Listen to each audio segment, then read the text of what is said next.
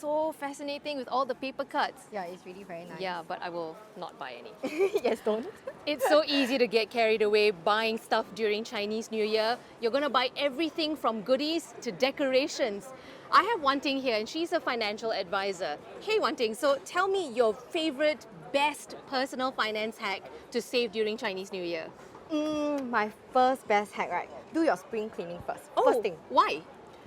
Because the thing is, like recently I actually did my spring cleaning first. Okay. I cleared all my wardrobe. I actually took out all the clothes that I don't wear anymore, number one. Number two, all the things that I don't really use anymore at home. And then I sell them off. Oh, so you earn money. Yes, so that's my little pocket money to spend for the festive season. Okay. Then number two is, if I really, really like the item, Yes. I won't buy from the shop or online first. Oh, where do you look for it then? Guess?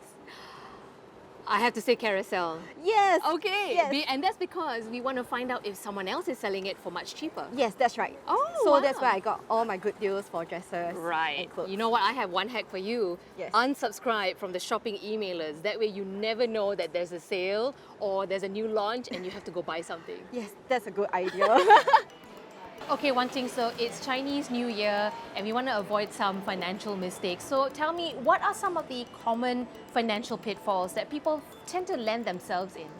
Okay, there are 4 common ones. Okay. Yeah, so number one, people tend to overspend, exceed their budget because of like social pressure, peer pressure to buy expensive gifts or to host like lavish events with very nice decorations. Yeah, that's one. Number two, it can also be impulsive buys.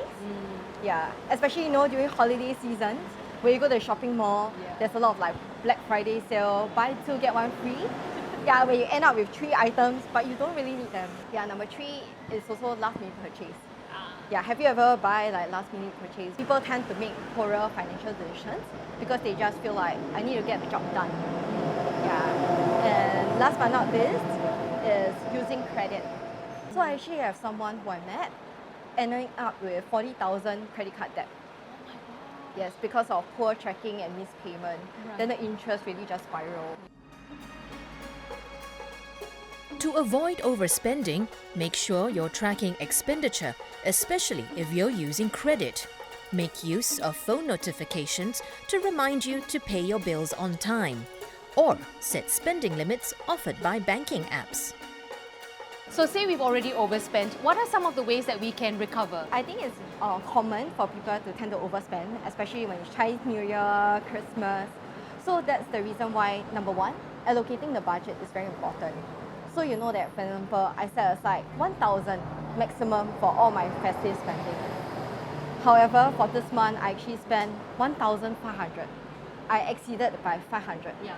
At least you have the clarity how much you overspent. Then from there, same thing, work backwards. Yeah, how can we make adjustment in the subsequent months to make up for this overspending? Another option, Wan Ting says, is to use an accountability buddy. So accountability buddy can be like your close friends, family members, or even a financial advisor. Yeah, who you can share your goals with them and say that, hey, this is my spending budget. Can you help me to keep me in check? Yeah, like similar to going to gym. Yes. Right? Most of us, you can start off strong. Yeah. Then after a while, it's like, I'm too lazy to go. Yeah. Yeah, so this is the same for like financial planning, right? Yeah, so for example, like a financial advisor or accountability buddy can be the one to help you to keep you on track. Okay. Yeah, helping you to allocate your budget based on what you want. And then year by year review to make sure that you're on track towards your goal. It's also helpful to plan your festive expenses by allocating money for different categories based on what's most important to you. So in terms of, let's say, ang pao wise, like how much do you want to give in total based on how many people, and then from there you allocate. Yeah, this will help you or guide you in terms of how not to overspend. The thing is like, steamboats outside tend to be very expensive and so crowded. Yeah, so typically what I like to do with my family is to eat at home, buy whatever ingredients that we want from the comfort of home, we eat, and then we can stand in a restaurant as long as possible without getting chased out. That's right. That's a good one. I love that. That's exactly true. While Chinese New Year celebrations last up to 16 days, you could also use the season as an opportunity for longer-lasting gifts. Instead of just spending on any gift, I would say focus on things that are meaningful to the people who you are gifting or you want to spend time with. Yeah. Have conversations with them on what is their wish list that are within your budget. Yeah. Yeah, so in this way, you don't overspend, at the same time, they don't collect junk. It's a win-win situation. Yeah, it is. I would say you can actually think out of the box. Okay. Yeah, so instead of like giving items, you can actually have conversations with your loved ones. What are their priorities?